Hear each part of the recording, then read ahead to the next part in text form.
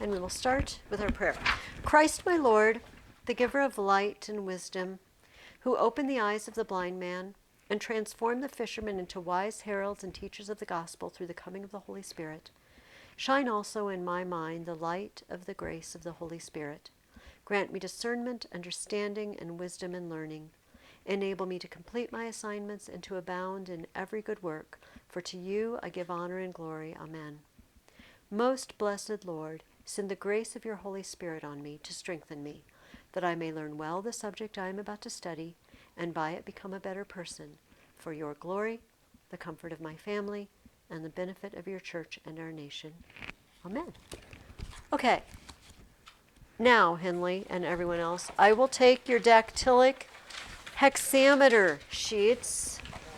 Was it 6 of the syllable words or 5 of the 6 syllable words? Okay, so like I said, strawberry, strawberry, strawberry, strawberry, strawberry, jam pot. So there's 5 and then a jam pot. And you do that 6 times. Right? I may have added 6. It's okay. Because we did, here, just pass it this direction. There we go. All right. Oh, okay, okay. I am excited to read these. I don't think, I started reading Tuesdays. I don't think I've had a single person that didn't get at least one of them perfect. I don't think I've got a single person who got all of them perfect. So we're all somewhere in the middle. So no worries. For our art of the week, last year it was poem of the week. You missed out on that. Oh, yeah. This year it's art of the week again. I have 2 arts. First is a vase. Now, I don't love the color on this vase. Greek art, Greek vases were painted in 2 different primary ways. The background is red and the people are black, or the background is black and the people are red. This is the way they did it. But not a blood red, more of a muted rust colored.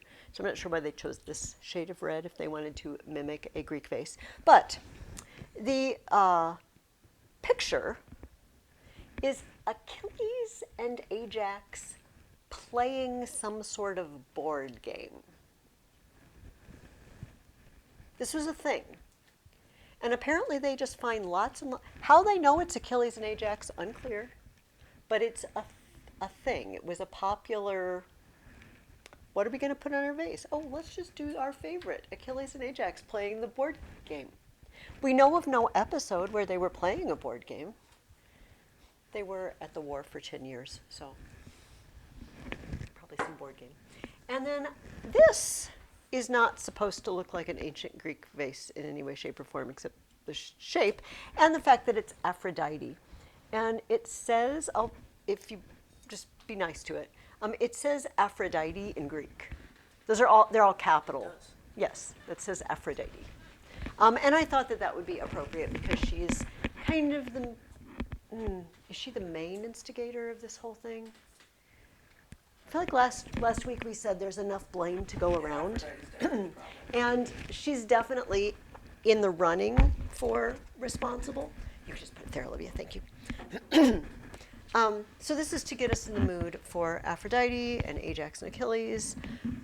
But first, I would like to take a look at the selection from Hesiod's Works and Days. Most of this, I told you last week, is him chewing out his brother Perseus, because Perseus is a jerk and he took him to court and stole part of his inheritance, and apparently isn't a very good farmer, and he lays around watching Netflix all the time instead of working in the fields. I don't know. And he says, Perseus, you need to get up and get some work done. You're going to starve someday. But not this section. This is just thrown in here.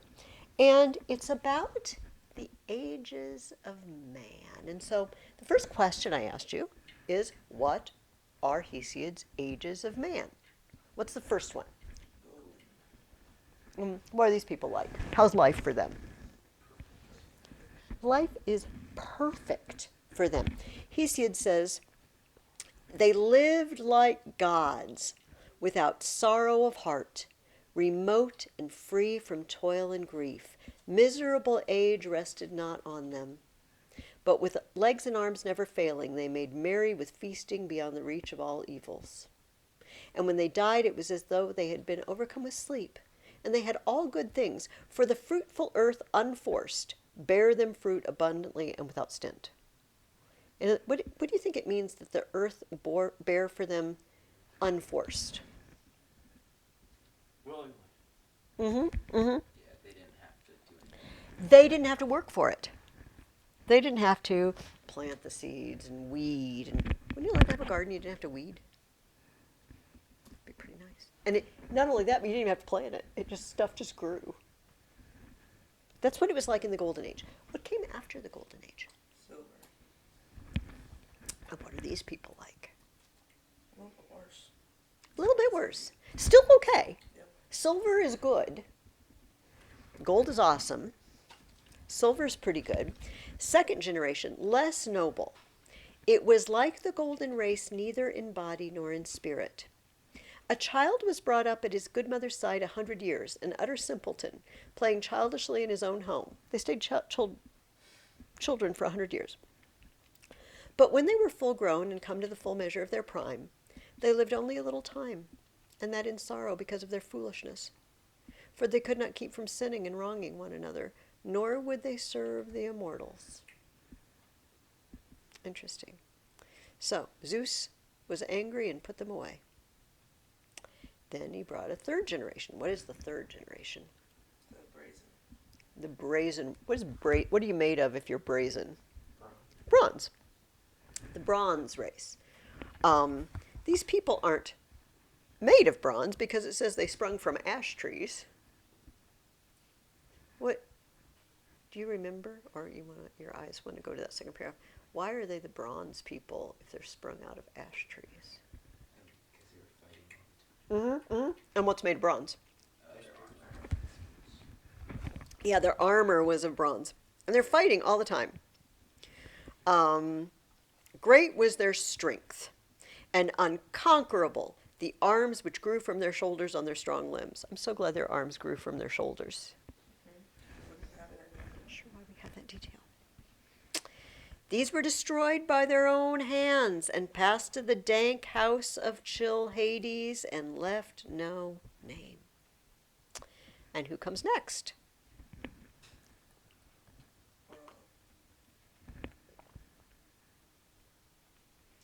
Noble generation.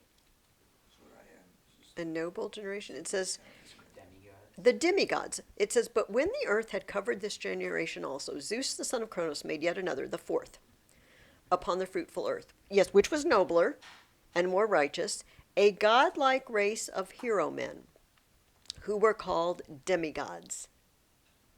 The race before our own. What's a demigod, and can you give me an example? Oh, that's a really good guess. It's not. Half god. So you don't have to be little. Can you think of somebody notable who's? There's a bunch of these. Maui.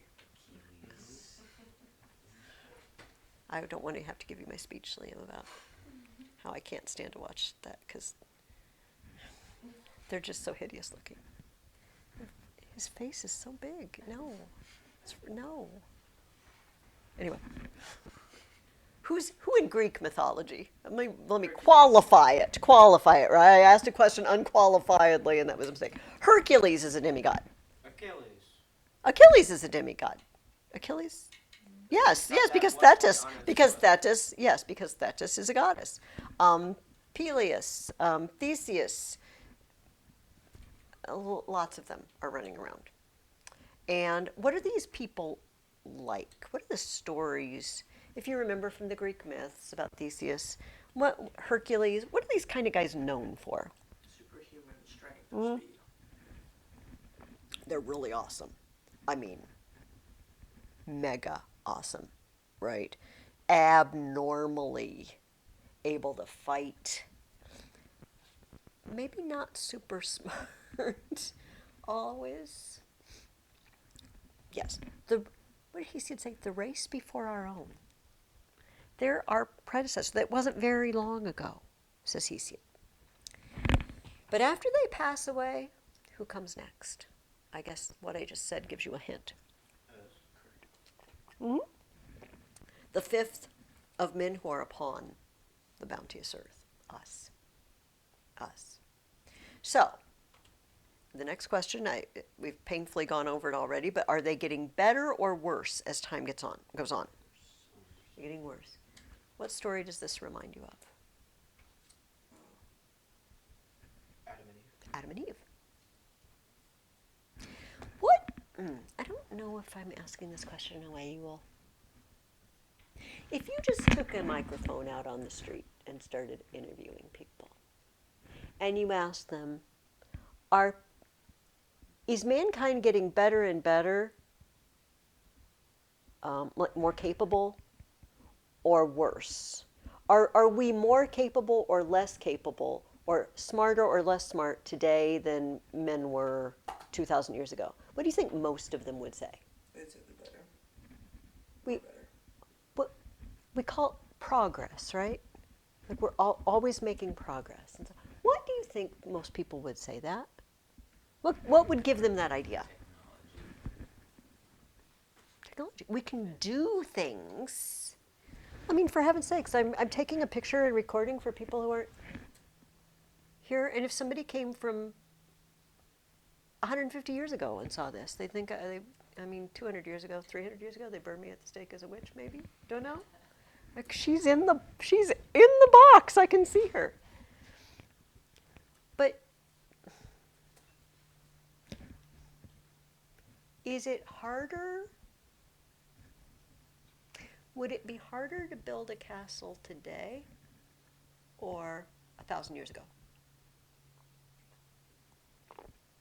With what they had 1,000 years ago. There's 3D printers now that can print concrete castles pretty quickly. That'd be awesome. So are you saying it's easier now? Yeah. With our technology? Mhm. So are you smarter or stupider if you can build amazing things with less help beyond just your own brain? Smarter in some ways, but stupider. In what ways stupider, Elliot?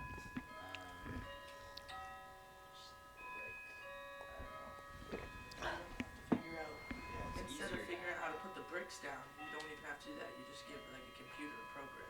Yeah, but Also, like crime people are just dumb. oh, you. Like So are you talking about people then or people today? When you? Oh, okay. in some ways better technology.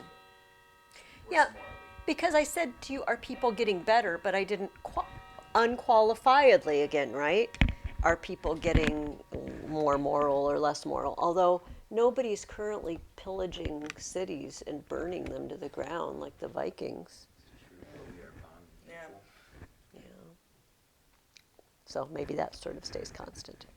But I think it's really interesting that Hesiod has this idea that once upon a time, people were perfect. Life was perfect.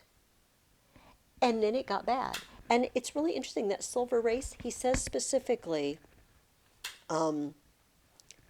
they would not serve the immortals, nor sacrifice on the holy altars of the blessed ones. They wouldn't serve God. That second generation. And then the third generation are violent. It says they love the works of Ares. Adam and Eve, and then what would the silver race be kind of like?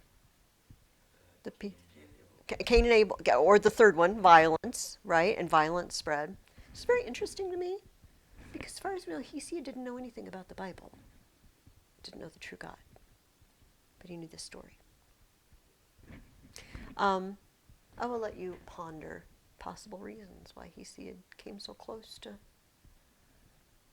something we know is true from Revelation. Okay, for next week, I have another selection from Hesiod for you. So if you turn to week 2 and then on page 10, there's a selection from his other book, The Theogony, which is the history of the gods, kind of the birth of all the gods. And I've just given you one episode in that. And I've asked you one question at the end, which is, what is Hesiod's opinion of women? Considering the story is Pandora. All right. Any other comments or questions about Hesiod and his ages of men? There we go. Let's take a look at the Iliad then. We read, I think we read the first lines together last week, but I am going to read them again. And then you're going to tell me what is the subject of this poem. Rage. Goddess, sing the rage of Peleus' son Achilles, murderous, doomed, that cost the Achaeans countless losses, hurling down to the house of death so many sturdy souls, great fighters' souls, but made their bodies carrion, feasts for the dogs and birds, and the will of Zeus was moving toward its end. Begin, Muse, when the two first broke and clashed, Agamemnon, lord of men, and brilliant Achilles. What is the subject of this poem going to be? Rage. Whose rage in particular? Achilles. Of the rage of Peleus' son Achilles. But I think I asked you guys, I asked one of the groups, to look for anybody who seems to be angry. Who else is angry in book one? We got enough anger to go around here, I feel like. Is there anybody else angry? Agamemnon is angry. And who's made him angry?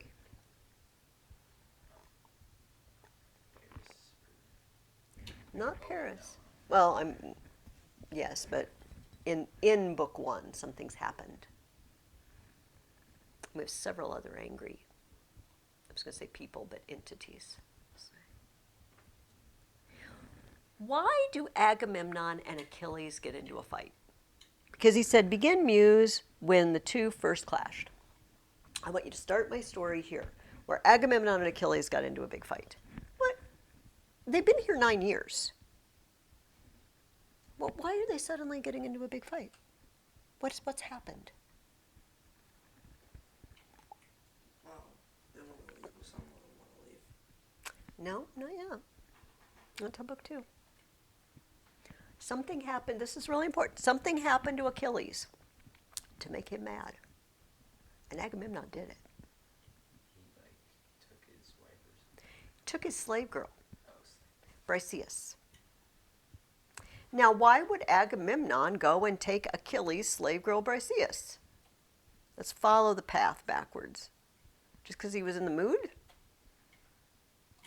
Why wasn't Agamemnon happy enough with his own slave girls? What happened to his slave girls?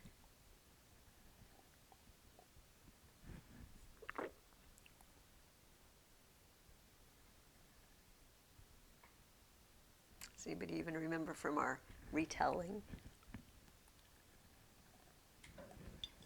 I will read it because we are pondering. If you have your Iliad with you, you can follow along. It's probably easier for you to follow along. Go ahead and bring it with you. You're not in trouble if you didn't, and if you have someone with you that has it, you can force them to carry it for you. But it's easier to, if I tell you what page we're on. Okay. Let's actually just start where I left off, on page 77, at that line 9. Are we ready? You see where I am? What god drove them to fight with such a fury? Apollo, the son of Zeus and Leto. Apparently Apollo made them fight. Why would he do that? Let's see. Incensed at the king, he swept a fatal plague through the army. Men were dying, and all because Agamemnon spurned Apollo's priest. So what did Agamemnon do to tick Apollo off? Got mad at the priest. Got mad at the priest of Apollo.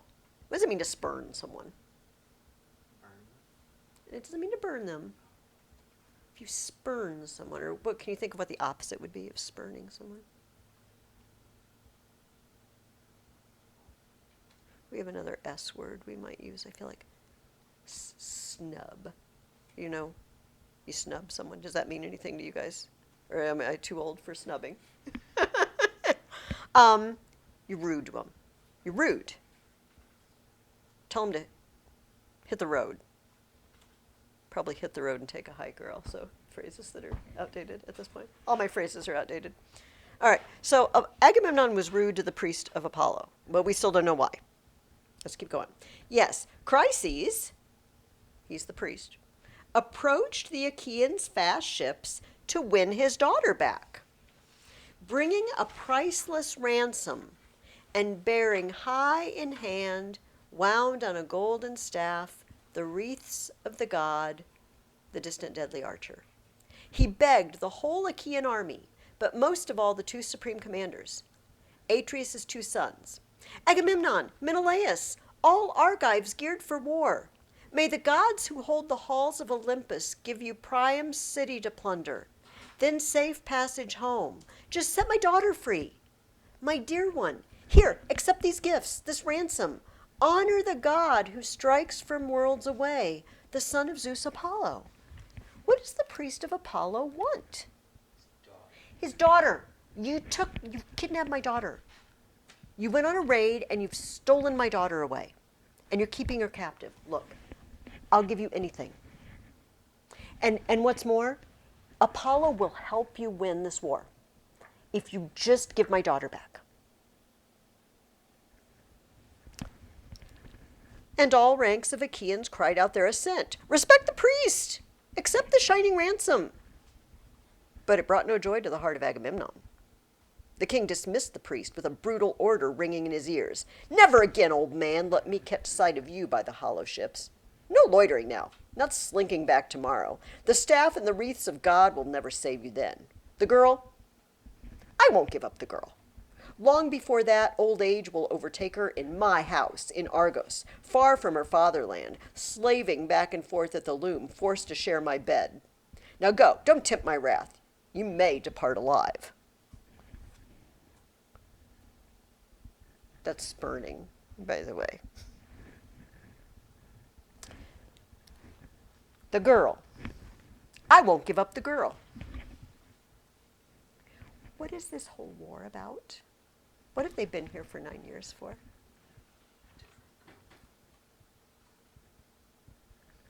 And the Greeks came and say, hey, give her back. And Paris, like. So, if you are the priest of Apollo, and you go and beg to get your daughter back, and that's the answer the commander-in-chief gives you. I don't want to see you here again. Don't you come slinking back. You're never going to see your daughter again. She's going to get old and die in my house far from here. And you're the priest of Apollo. What's your next step? Would you think, maybe? What are you going to do about this? Oh, I'm just so going to tell Apollo. What does Apollo do to people he's not particularly happy with? Kill them. Mm-hmm. With his arrows of plague, right? His arrows of sickness. And this has happened to the Greeks. We see top of page 79. His prayer went up, and Phoebus Apollo heard him.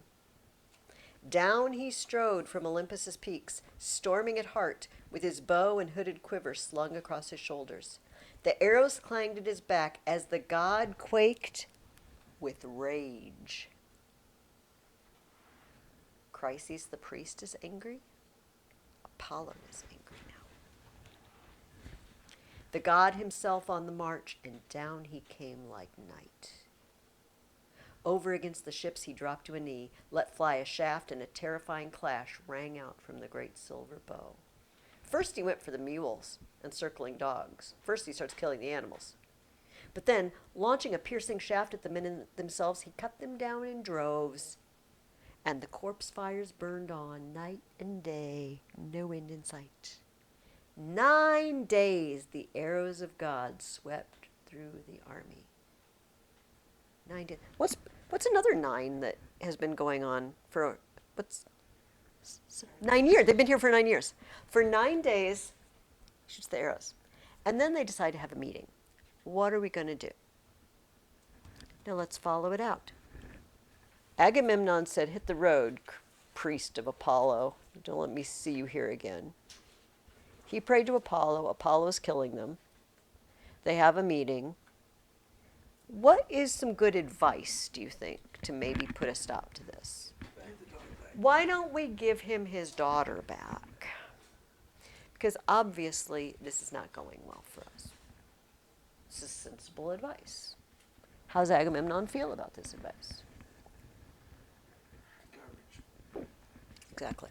And Agamemnon is angry again here. You know I'm blowing up the... Oh, no, I'm not.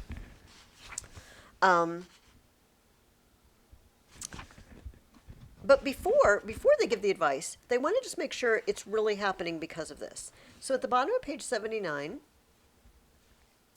let's look about on line 71. Let us question a holy man, a prophet, even a man skilled with dreams. Dreams as well can come our way from Zeus. Come, someone to tell us why Apollo rages so. So they bring in Calchas. He's their resident prophet. And on page 80, he says, on line 111, the gods enraged because Agamemnon spurned his priest, refused to free his daughter, he refused the ransom. All right. Skip down to line 119 with me. So he declared and sat down. But among them rose the fighting son of Atreus, lord of the far-flung kingdoms, Agamemnon, furious, his dark heart filled to the brim, blazing with anger now, his eyes like searing fire. With a sudden killing look, he wheeled on Calchas first. Seer of misery, never a word that works to my advantage. Always misery warms your heart, your prophecies. Never a word of profit said or brought to pass. Now again you divine God's will for the armies, brooded about as fact. Why the deadly archer multiplies our pains. Because I refused that glittering price for the young girl Chryseis. Indeed, I prefer her, by far, the girl herself. I want her mine in my own house. I rank her higher than Clytemnestra, my wedded wife. What? Down on line 140, 139, 140, he says, I alone of the Argives would go without honor. That would be a disgrace. You are all my witness. Look, my prize is snatched away. She's my war prize. Y'all gonna diss me? You gonna take away my honor? I don't think so.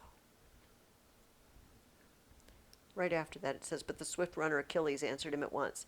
Just how?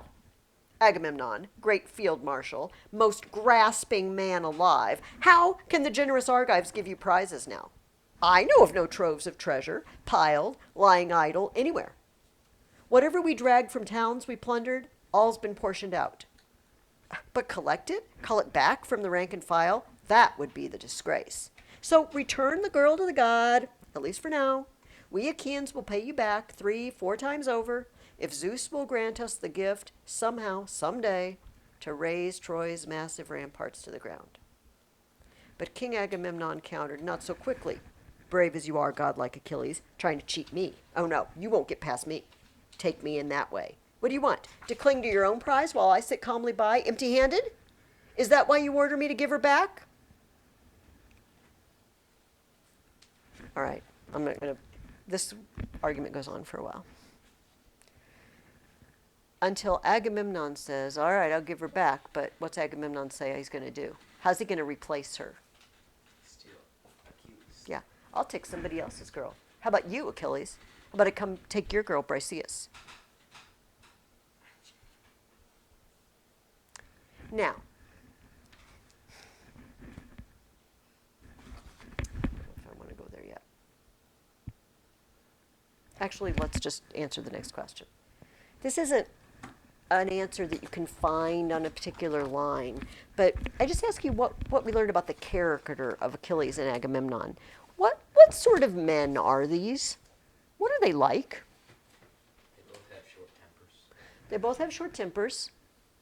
What else? What do they both don't want to happen, or what are they really hungry to happen? What do they want for themselves? Treasures. What else do they want for themselves? Power. Power. Because the guy who can take other people's stuff, he's got the power, right? The guy who can order other people around, he's got the power. If you've been given something, I realize this is human beings we're talking about, but we just kind of have to step outside that. And then publicly someone comes and takes it away. How does that make you feel? I mean, not in private or anything, just publicly. Embarrassed. They don't want to be embarrassed. They want honor and glory, not humiliation and embarrassment. In fact, at the top of page 83, Achilles is threatening Agamemnon right after he has said, you know, Trojans never did me any harm. I'm just here helping out. They didn't steal anything of mine. I can just turn around and go home. It's not my sister-in-law that they ran off with. So at the top of page 83, he says, my honors, this is Achilles talking to Agamemnon, my honors never equal yours. Whenever we sack some wealthy Trojan stronghold, my arms bear the brunt of the raw savage fighting. True. But when it comes to dividing up the plunder, the lion's share is yours. And back I go to my ships, clutching some scrap, some pittance that I love when I have fought to exhaustion. How do you think these two guys have been getting along for the last 9 years? Do you think this is sudden? Or have there been problems, do you think? What does Achilles complain about? What does Agamemnon do? Achilles does all the fighting and Agamemnon just takes it. Because he's got the power, right? He's the guy in charge, and he sends his little minions out to do his bidding. He's like, okay, let's bring back the spoils. I'll take this, this, this, and this. Because you know I am the High King. Remember, Achilles is one of these demigods. We're going to find out later in this poem. I mean, Achilles is the MVP of the team. Achilles is awesome. But he says, I do all the work and I don't get any of the glory. I don't get any of the rewards.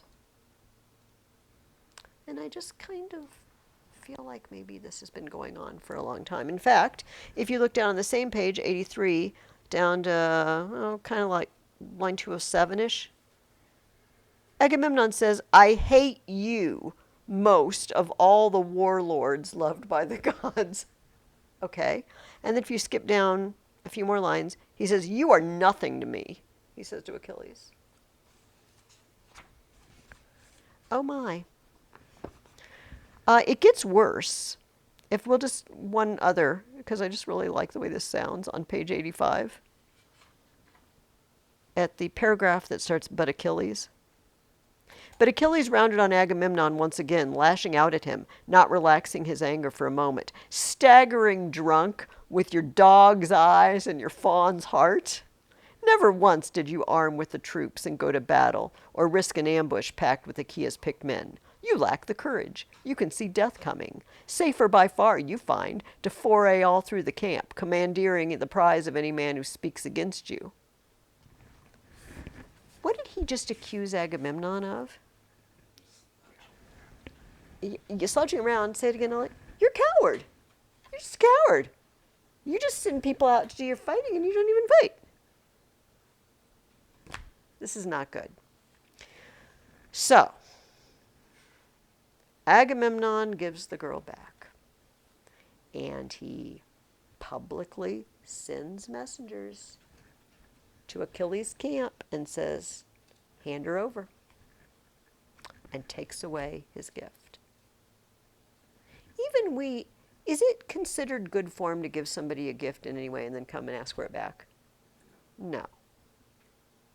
This is not cool. I gave you that by mistake. Please give it back. No. Once you give it, that ship has sailed, right? But this was a public reward. So this is the next question I asked you. What does Achilles ask his mother to do, and why?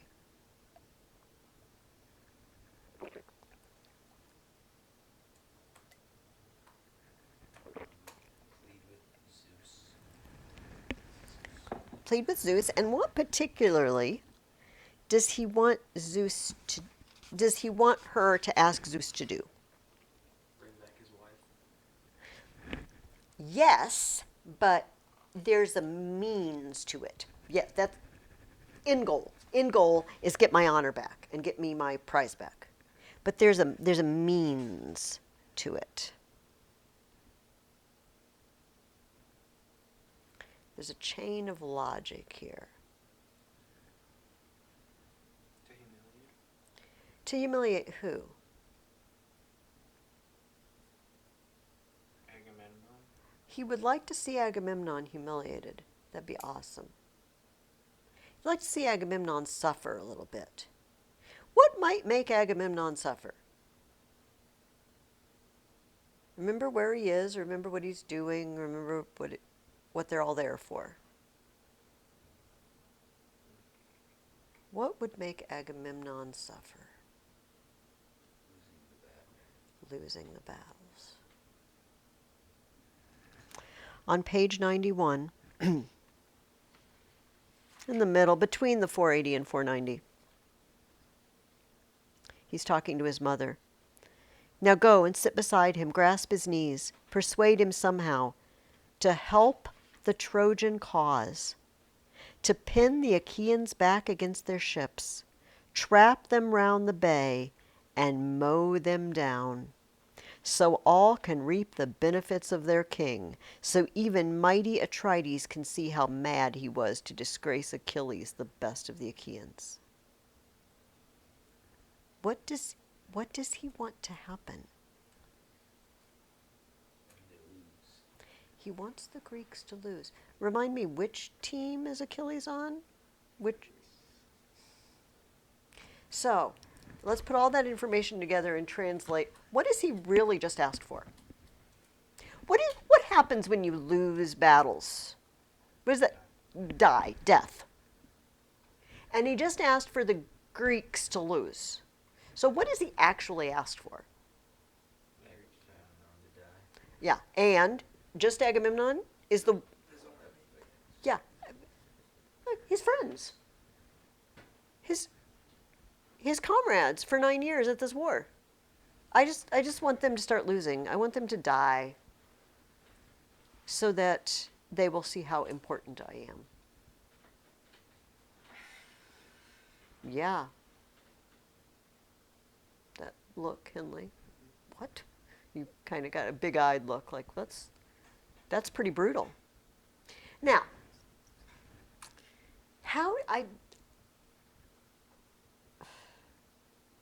before I talk about what I want to talk about next, I just want to get your opinion. How does Achilles seem to you in all this? So let's just recap what's happened. Somebody stole his honor, his girl, and so he ran to his mother, and he said, Mom, you go talk to Zeus and make sure Zeus makes my friends lose.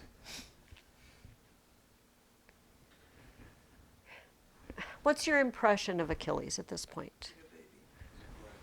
Okay, you know what? This is exactly the impression we get in the modern world. Really? You ran to your mom and you cried because they took away your girl. And you said, I'm so angry, I want them a bunch of them to die.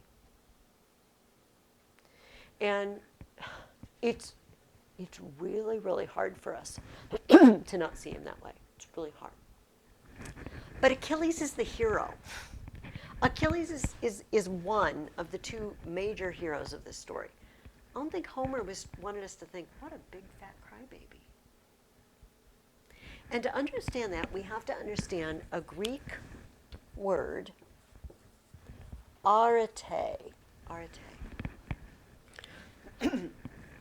And it means, it gets translated virtue sometimes, but it doesn't mean being morally good, like we think of virtue. It means, like the virtue of my glasses is that they make me see better and I can see through them. And if they didn't help me see better, or they were so dirty I couldn't see through them, they're no use to me, right? They have no, yeah. So everything has its virtue. It's living up to its potential, its job, right? So human virtue, right, is living up to the full capacity of humanness. It's kind of ethereal sounding, but. And how do we do that? Well, in a culture where people are going to war, and that's the deal. In battle, right? You're awesome in battle. This is where you win glory and honor. But when someone publicly takes your honor away, it's the worst thing that can happen. Think of the biggest insult you've ever received. Hopefully it wasn't a big insult. Hopefully, I think the biggest insult I've ever received is really that bad, you know? And multiply it by a million, something like that. This is how Achilles feels. So, I don't think Homer's saying he's a big fat crybaby. I think he's saying this is a shocking dismissal of his arete. But he's going to pay for it. What's Achilles going to do while he waits for this to happen? While he waits for the Greeks to lose? What's Achilles' plan to do?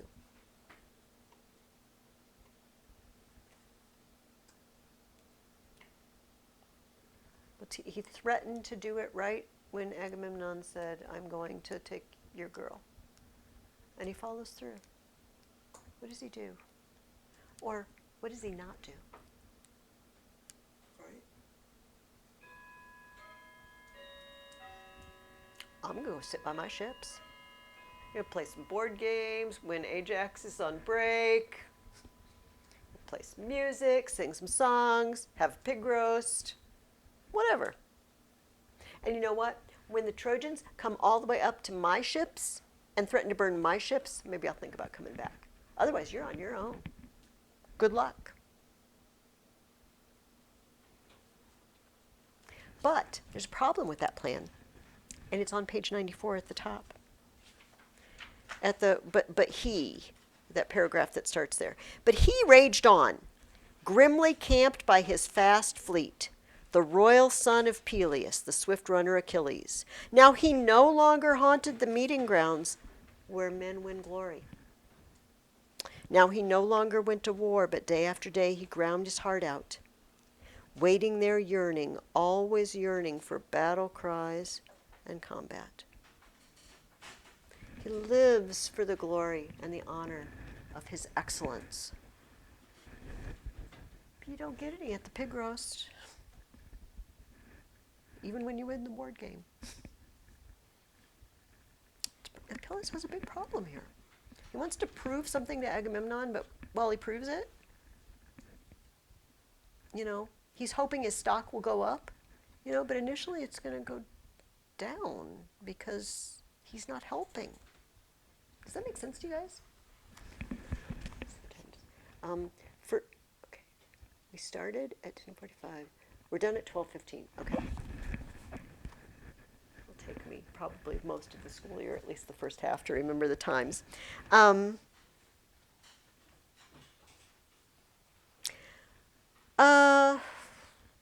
I feel like we better move on. All right. One of you mentioned this in book 2. Agamemnon tells them they should just all go home at the beginning of book 2. Why does he do this? To test their loyalty. Test their loyalty. What did he dream the night before he did this? Does anybody remember? It's kind of a random question to ask you when I didn't ask it right. Zeus told him to go to Troy. Zeus told him, go for it, Agamemnon, you can do it. Of course, is Zeus telling the truth? No, remember, it's all a setup. It's all a setup. Because the end game here is for the Greeks to lose and the Trojans to win, so everybody needs Achilles. So anytime Zeus is encouraging the Greeks, go for it, it's set up. And so,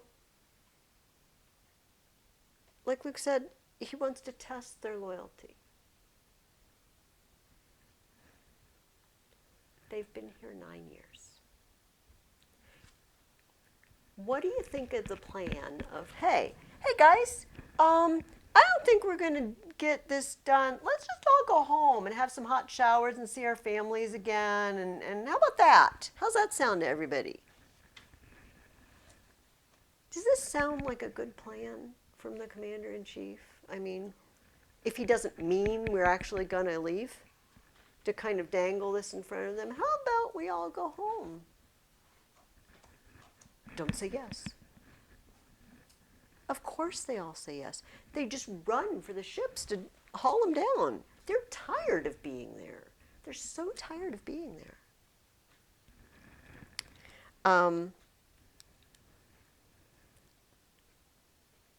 But Odysseus slows it down. And I asked you, what do we learn about Odysseus? What do we see Odysseus doing? Is there any observations you have about Odysseus? He puts a halt to this rush for the ships. How does he do it? What does Odysseus have going for him? He wants to get glory and honor. He doesn't want to leave. Okay, if we leave now, after an investment of 9 years, that's going to make us all look really bad. So maybe just as much as Achilles, Odysseus wants his share of honor and glory. Let me read a couple of specific things, and then you tell me what you see in Achilles. First of all, on page 105, top of 105, the bright-eyed goddess Pallas lost no time. Down she flashed from the peaks of Mount Olympus, quickly reached the ships, and found Odysseus first, a mastermind like Zeus, still standing fast. He had not laid a hand on his black-benched hull. Such anguish racked his heart and fighting spirit. Now close beside him the bright-eyed goddess stood and urged him on. Royal son of Laertes, Odysseus, great tactician. What, is this the way? All you Argives flying home to your fatherland, tumbling into your oar-swept ships, leaving Priam and all the men of Troy a trophy to glory over? Helen of Argos, Helen for whom so many Argives lost their lives in Troy, far from native land? No, don't give up now. Range the Achaean ranks with your winning words. Hold back each man you find. Don't let them haul their rolling ships to sea. First of all, who's talking to Achilles? Or Odysseus, sorry. Who is Pallas?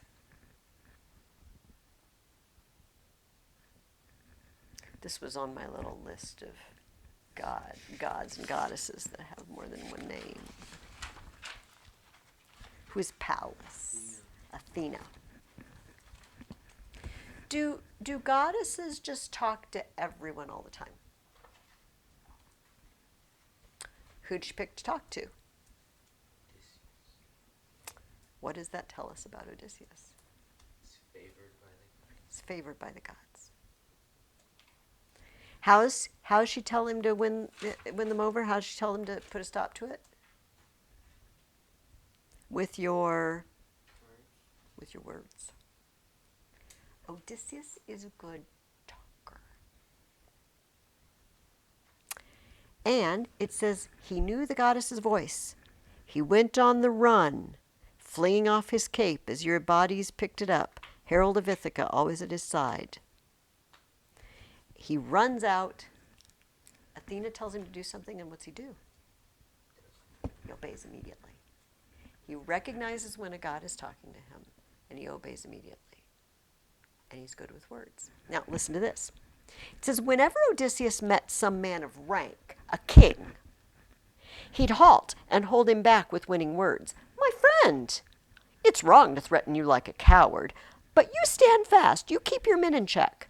It's too soon to see Agamemnon's purpose clearly. Now he's only testing us. Soon he'll bear down hard. Didn't we all hear his plan in secret council? God forbid his anger destroy the army he commands. The rage of kings is strong. They're nursed by the gods. Their honor comes from Zeus. All right? When he meets a man of rank, a king, my friend. Oh, I know you're not a coward. That's not why you're running for the ships. But you need to hold on to your men. You know, we know Agamemnon's plan. He all told us. He had a dream. He's going to take Troy. That's how he acts when he meets a king. On the next page, 106, it says, when he caught some common soldier shouting out, he beat him with his scepter. Dress him down. You fool! Sit still. Obey the commands of others, your superiors. You deserter, rank coward, you count for nothing, neither in war nor council. How can all Achaeans be masters here in Troy? Too many kings can ruin an army. Mob rule. Let there be one commander, one master only, endowed by the son of crooked-minded Cronus with kingly scepter and royal rights of custom. How does he treat common soldiers differently than he treats kings? He calls them cowards and whacks them with his scepter. Shut up and sit down. You don't know what's going on. Now, this doesn't strike us as being very nice. But for the audience, like Odysseus knows how to treat people of all walks of life. The rank and file, you just order them into submission. Fellow kings, you treat them with respect. He knows how to treat people. All of this in Odysseus. What else did I write down? Oh, yes, line 240 on that same page. So he ranged the ranks, commanding men to order.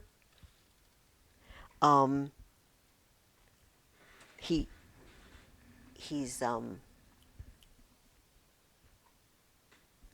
to say active, but that's not really what I mean.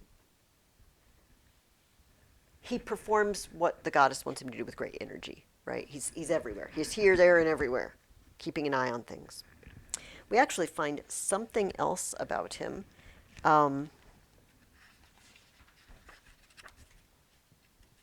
In book 3, but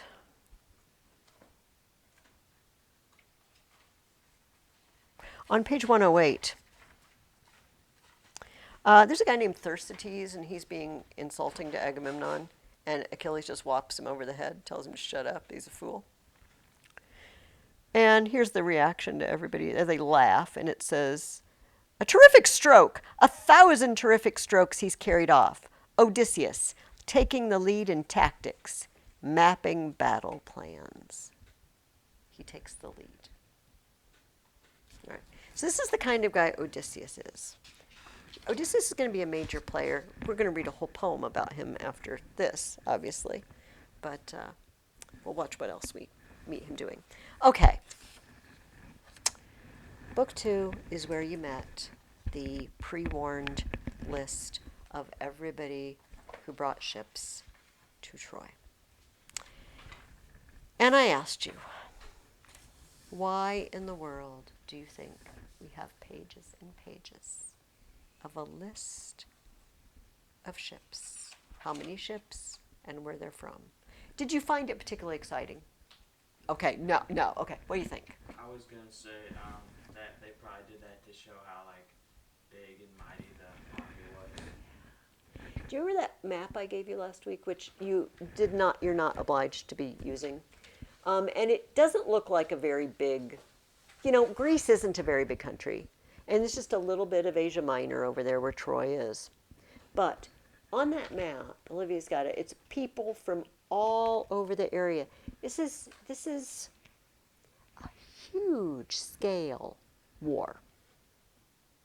1,000 ships. So I do agree. I think, if nothing else, it's showing us the scope and the level of this. Another thing about that map is that Greece technically is in Europe, and Troy is in Asia.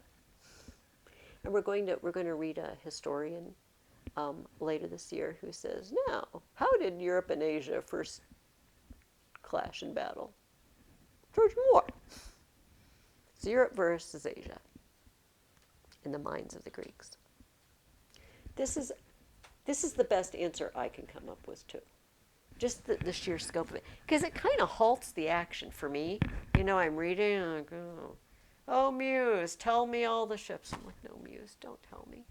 Don't tell me all the ships. But Homer thought we needed to hear it. Did anybody come up with another reason? Should we get mad? I don't think that's it. Page of- It's like the commercial break, so we can go get a snack while the bard is reciting it. I do not think so. But I do want to read on pages 114 and 115 a series of paragraphs. Athena, it says in the middle of page 114, swept through the Argive armies, and battle thrilled them more than the journey home. Suddenly they all want to stay. Now, this is line 539. As ravening fire rips through big stands of timber high on a mountain ridge, and the blaze flares miles away, so from the marching troops the blaze of bronze armor, splendid and superhuman, flared across the earth, flashing into the air to hit the skies. What kind of figure of speech is that?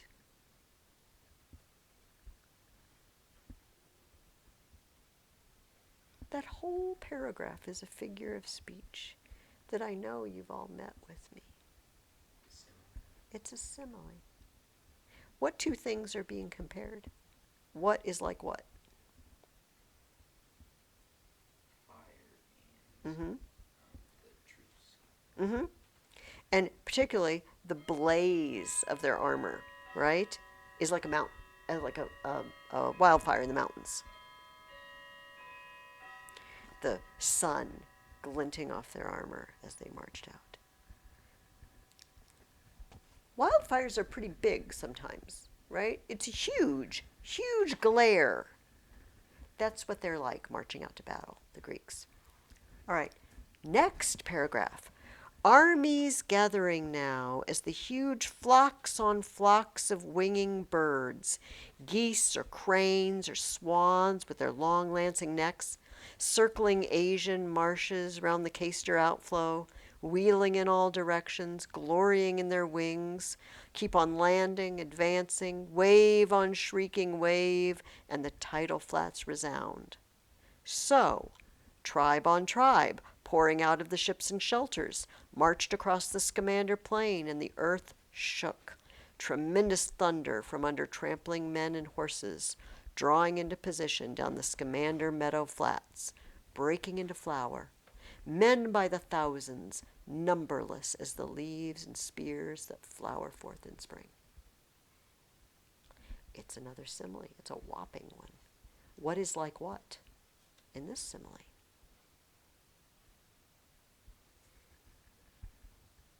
And you guys have your books. It might help if you read along. Bottom of 114. The armies and flocks of birds. The armies and big flocks of birds, and they're migrating birds apparently. It says they're circling Asian marshes. Here's our equivalent.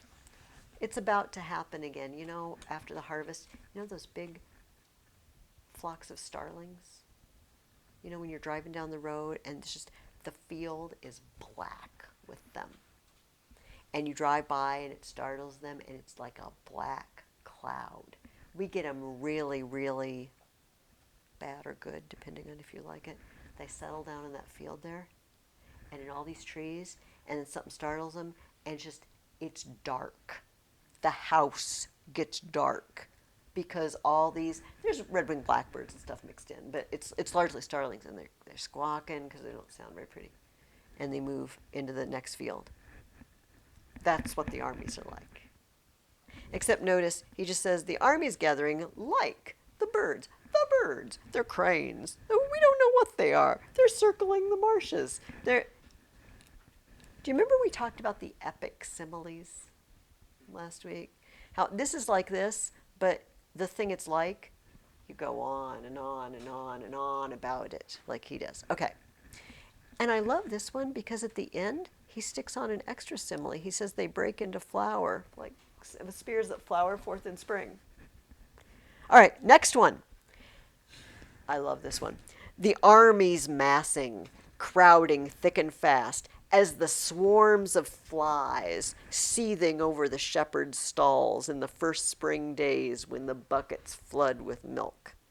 So many long-haired Achaeans swarmed across the plain to confront the Trojans, fired to smash their lines. What's like what this time? Armies and flies. Armies like flies. Do you have anybody in your family or friend that farms? You visit a farm in the spring or summer, especially if they've got any sort of livestock at all. Flies everywhere. I don't feel like this is really complimentary, and the army's really fly. There's a lot of them, so it holds. Okay, but Homer's not done. The army's grouping now, as seasoned goat herds split their wide-ranging flocks into packs with ease when herds have mixed together down the pasture. So the captains formed their tight platoons, detaching right and left, moving up for action. And there in the midst strode powerful Agamemnon, eyes and head like Zeus who loves the lightning, great in the girth like Ares, god of battles, broad through the chest like the sea lord Poseidon, like a bull rising head and shoulders above the herds, a royal bull rearing over his flocks and driven cattle. So imposing was Atreus' son. So Zeus made him that day, towering over fighters, looming over armies. I don't even know where to start with the what is like what there. Give me one something is like something. Bull. Oh, who's like a bull? Agamemnon is like a bull rising head and shoulders above his flock. What else is like what else? Armies moving like goat herds. Yes, like the goat herds split the goats. People used to just let their animals graze with no fences. And then sheep or goats or whatever, and then you have to go divide them. That one's mine, this one's yours. This is why eventually they branded cattle, because cattle would also just go out and you wouldn't know whose was whose. And he says, so like a goat herd goes out and it's time to divide the army captains divided the armies and put them out. Okay, and then we have a string of Agamemnon is like three different things. He's got eyes and head like Zeus. Great in girth. It means he's wide, but it doesn't mean fat. It means like muscular, right? Like Ares, and broad through the chest like Poseidon. Agamemnon gets compared to three gods. This is one whopping simile. It's a simile buried in other similes. All right. Here's what I would like you to do for me. We'll stop here for a moment. I would like you to write some epic similes for me. Have fun with it, all right? I would like you to write 4 epic similes. Now, it doesn't have to be as epic as that one with the cranes and at the Caster outflow and the birds wheeling overhead. That one's really long. And you don't have to include multiple similes in one simile like that crazy last one. But the hardest thing is thinking of 2 things to compare. And by the way, they don't have to be related to each other. Right? Like these are all sort of building, you don't have to do that. The willow tree waved its branches like arms. Okay, now I have to say more about arms waving.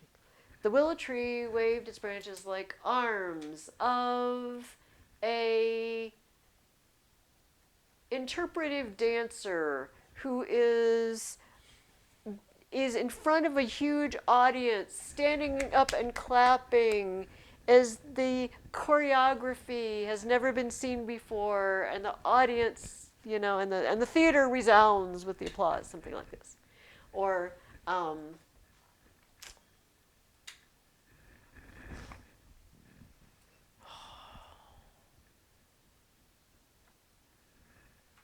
the sun shone through the window like a spotlight, because you have theater people. It's like a spotlight on the stage when the star of the show is giving their soliloquy, and all eyes are focused on everything he says or does. And you can go on and on and on. And the guys up in the sound booth, or in the light booth, are turning the light. You can go on and on. You get my meaning. So that's the deal. Think of two things to compare, and then go on and on and on about the other one. As much detail as you can think of to fill in. And have fun with it. It can be crazy. You can add, I think a couple of these are pretty crazy. I think this one with the birds is pretty crazy, quite frankly. The level of detail that went into this. Like, he tells us where they are and what that's it, just 4 of them. That's your writing assignment for next week. Okay. Oh my. Well, we are just going to move on fairly rapidly because I really want to get to something that I didn't really get time for Tuesday. All right. So, Paris decides that maybe they should have a one-on-one duel. Paris versus Menelaus. Why they didn't do this 9 years ago, I don't know. But it seems like the guy whose wife, the husband of Helen, and the stealer of Helen, boyfriend, should maybe just fight it out, and then everybody can just go home. So, yeah, Menelaus says thumbs up to that. They come out, and how does the duel end? Paris almost gets defeated, but Aphrodite solves it. Oh my gosh, she just can't let it go. By the way, why do Athena and Hera seem so pro-Greek and angry with Troy, and why does Aphrodite keep helping the Trojans? Is it just chance that made him decide which side to support, or is there another reason? Aphrodite, Paris gave Aphrodite the apple. Aphrodite got that apple, the fairest apple.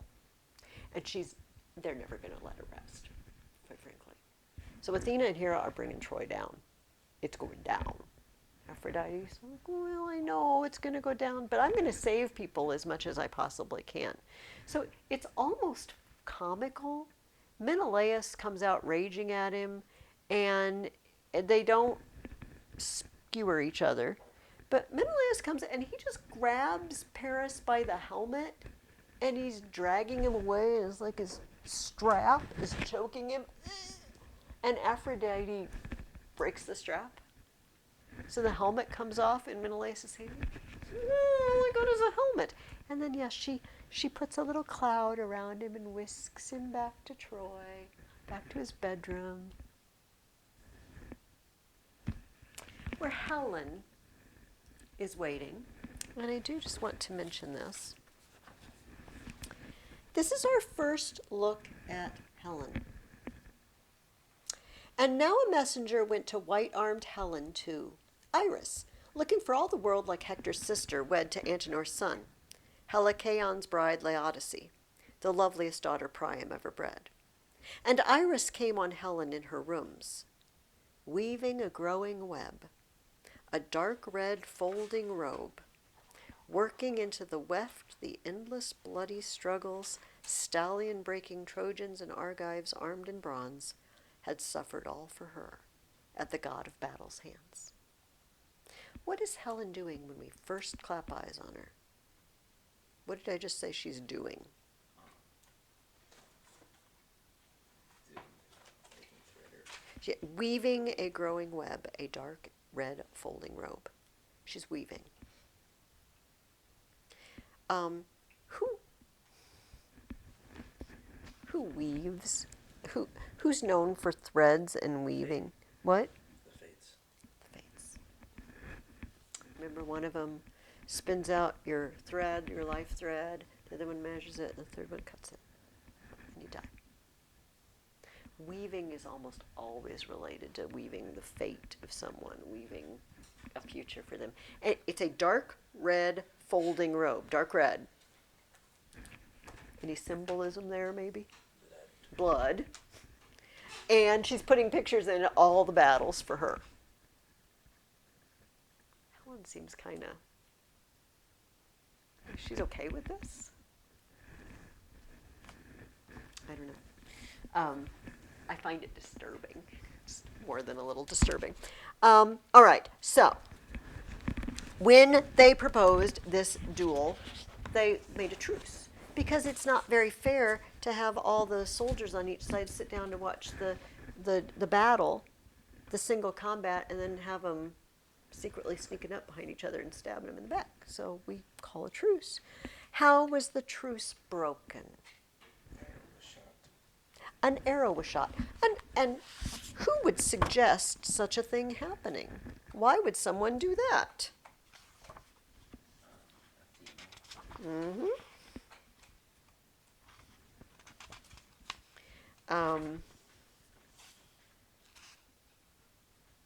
The father of men and gods complied at once. He winged Athena on with a flight of orders. Quickly, down you go to Troy's and Achaea's armies now, and see that the Trojans break the sworn truce first and trample on the Argives in their triumph. I'm sorry, tell me one more time. Who's arranging to break this truce? The gods. With Zeus's advice, she's doing it. We don't want there to be a truce. We want more blood and slaughter. I'm not going to take the time to look for it, but I don't know if you remember, they were going to, Zeus said, yes, I will let the Greeks lose for a while, and the Trojans win. And Hera got really angry because she's pro-Greece and anti-Troy. And she said, you promised, Zeus, that we would take out Troy. He says, oh, yes, we will take out Troy. I'm going to do this, but then the tide will turn and Troy will go down. But he said, look, Hera, when I want to destroy a city, your favorite city, you have to let me. And she said, sure, I'm fine with it. She said, I love Mycenae. I love Argos. You could have either one of them. You just destroy it anytime you want. I'll give that to you. How do these gods treat people? Like toys. Not so great. Well, this reminds me of that board game. Like pieces of... It's really, really frightening. Yeah, oh yeah. I'll let you destroy this city. You can destroy that city. Oh yeah, I'll let these guys lose for a while just to make Thetis and Achilles happy, and I'll let a bunch of them die. It's fine. They're going to win in the end anyway, and then a bunch of Trojans will die. Okay. All right. Which two gods or goddesses get wounded in the fighting in Book 5? Ares and Athena. Not Athena. Or Aphrodite. Aphrodite. Do you need something? Is it a timer? Henley, you don't have a timer this year going off. He had a timer that went off every week last year. How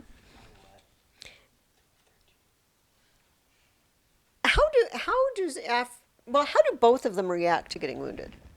Does anybody remember? Like a crybaby. Yeah. Okay, now crybaby is really the right term. Aphrodite, Dad, they poked me. Can they die, by the way? No. No, but apparently they can feel pain. Unclear. But Aphrodite, okay, we'll spot her that. How does Aries react to getting stabbed?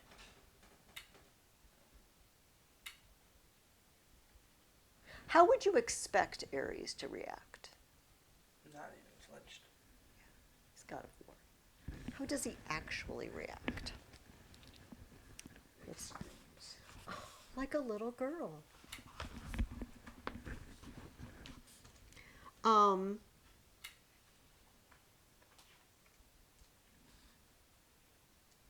right, I wrote down page 191.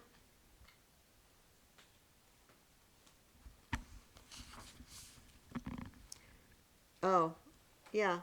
Pallas, Athena helped stab him. That was not very nice. Okay. Ares displayed the blood, the fresh immortal blood that gushed from his wound, and burst out in a flight of self-pity. Father Zeus, aren't you incensed to see such violent, brutal work? The god of war! Oh, what chilling blows we suffer.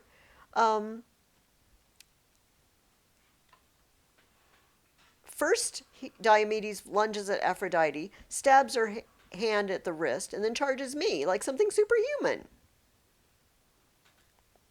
Yeah, he goes and complains to Zeus. Zeus is not impressed. Diomedes. Not only does he wound Aphrodite and Ares, but he just takes out a lot of guys in Book 5. What impression, I asked, do you get of Diomedes when he fights with and wounds gods? What is Diomedes like? He isn't. He is having what the Greeks would call, and it's, oh, I already erased arete. His aristeia. His moment of glory. His moment of, I'm number one right now. Watch for this. Watch a series of people that are going to have their moment in the sun. Diomedes is first. He's just unstoppable. Why is he unstoppable? What's helping him be unstoppable? Athena. You don't do this without the gods' help, presumably. This is Diomedes' moment, and he takes out a lot of the enemy. But this is a problem, isn't it? Because the Greeks are supposed to be losing. And he's a Greek. We're not really getting the plan in motion yet. All right. The fight breaks out anew. The truce has been broken because Athena got someone to shoot an arrow. And Menelaus in Book 6 encounters a Trojan. And I asked you what difference we see in the character of Agamemnon and Menelaus. One of them wants to do something and the other one wants to do something else. And I told you exactly what lines to look for, so presumably it wasn't too hard to find. Yeah. Menelaus, they get encountered by like a soldier and he's like pleading for his life. And Menelaus has a good heart and like is compassionate towards him. But Agamemnon is stone-hearted. Yeah. And shows no mercy. And just kills him. Just kills him. The guy's pleading for mercy. And by the way, this was a thing. You take them back to the camp and you send a message to their family in the city and they will send you money. They will send you ransom. It's a good way to make a lot of money. And you let him go. And the guy says, take me alive. Take a ransom worth my life. Treasures are piled up in my rich father's house. And it says his pleas were moving the heart of Menelaus. Menelaus has a heart still. When up rushed Agamemnon, blocking his way, and shouting out, so soft, dear brother? Why? Why such concern for enemies? I suppose you got such tender, loving care at home from the Trojans, who stole your wife. Powerful Agamemnon stabbed him in the flank, and back on his side the fighter went up, face up. The son of Atreus dug a heel in his heaving chest and wrenched the ash spear out. Agamemnon is a guy of no mercy. All right. Diomedes, really? Diomedes and Glaucus meet each other, and I told you the lines that this that tell their story. Oh, is it okay? Good. What does it tell you about the code of ethics? What is the whole Diomedes Glaucus episode about? What happens between them? I made friends. They tell us this whole life story. Okay, first of all, you tell your life story. And what comes out when they both tell their life stories? What do they discover? Their fathers were friends. They're fighting on opposite sides now, but oh, your dad once visited my dad. We're buddies. We're guest friends. We're guest friends. We have a pact with each other. We have a hospitality pact with each other. And so let's not kill each other. There's plenty of other people to kill. You go find someone else, and I'll go find someone else, and we'll just not kill each other. And they exchange armor to seal their pact. So, remind me again, I just said it, but remind me, what is the code of honor? What is important to them? If people are friends or even like know each other, you don't just go kill that person. If you've got any sort of relationship, if you've offered hospitality, you don't do harm to that person later or their family. Is there someone in this story, not in this poem, but in the larger story, that's trampled on somebody's hospitality? Somebody who was staying with someone else and did something you ought not to do? Who was it, and what did they do? The Paris dude. The Paris dude. He was a guest and he stole his host's wife and a bunch of his stuff. This is good hospitality, right? Oh, we're friends. We'll avoid each other in battle. Paris was bad. Was no hospitality. I don't know if there's such thing as bad hospitality. Okay. Hector says, we need some help from the gods. Diomedes is rampaging. He is unstoppable. I'm going to go into town and tell my mom to go pray, unfortunately, to Pallas Athena, who's actually the one next to Diomedes helping him, but they don't know that. It's not going to do a lot of good. And while he's in town, who does Hector meet up with? His wife. His wife and Pallas. Andromache is his wife, And his son. and his son, Astyanax. That's his nickname. He's Lord of the City, because he's the little prince of Troy. And yeah, okay. My computer says we have 6 minutes, but the next people aren't coming till 12:30, so we're good. I just want to read a little bit.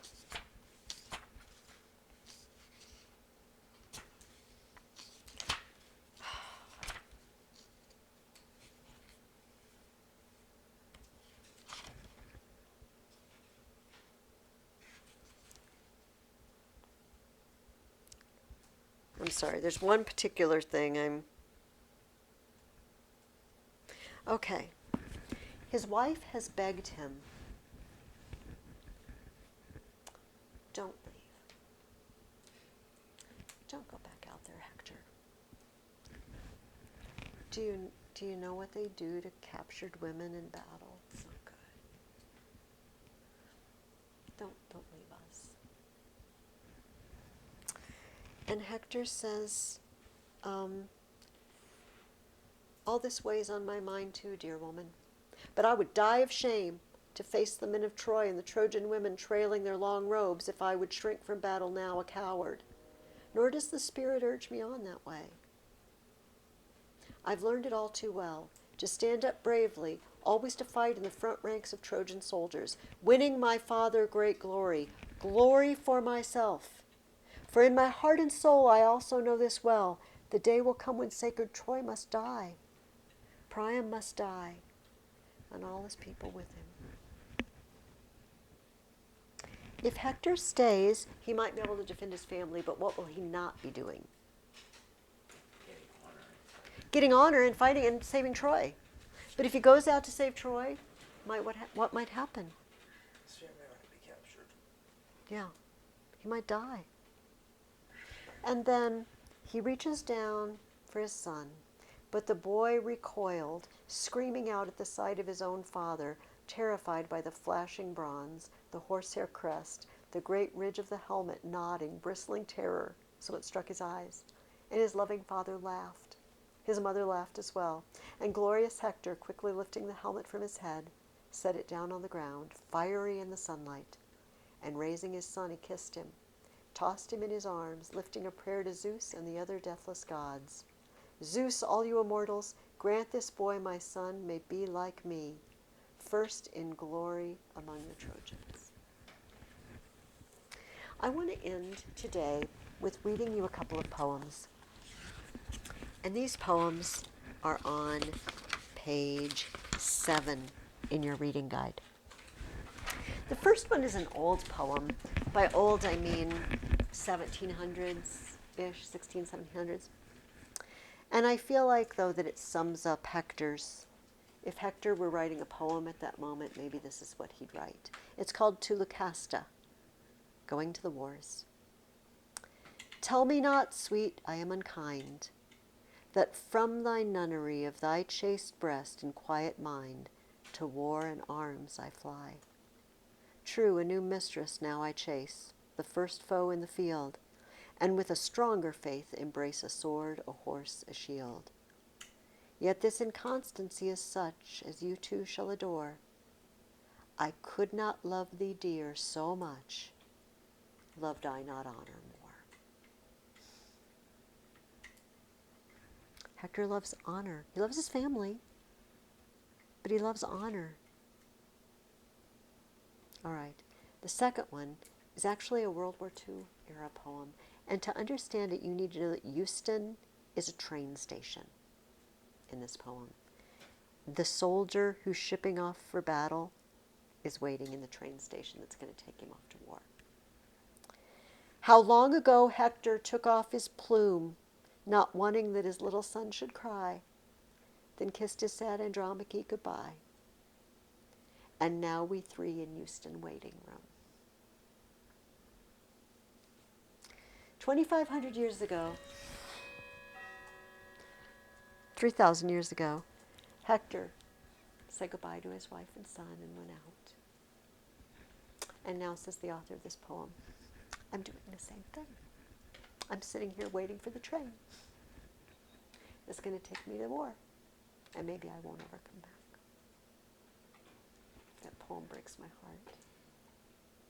It also shows us how this story lasts. In World War II, someone was thinking of that moment when he said goodbye to his family and went off to battle. I will not tell you whether Hector comes back or not, because you need to read books 7 through 12 for next week and answer the questions. Give me 4 epic similes on anything. Not have to be related to this story or each other. And read the Theogony about Pandora and answer the one question about Hesiod's opinion of women. And that is it. And I will see you all next week.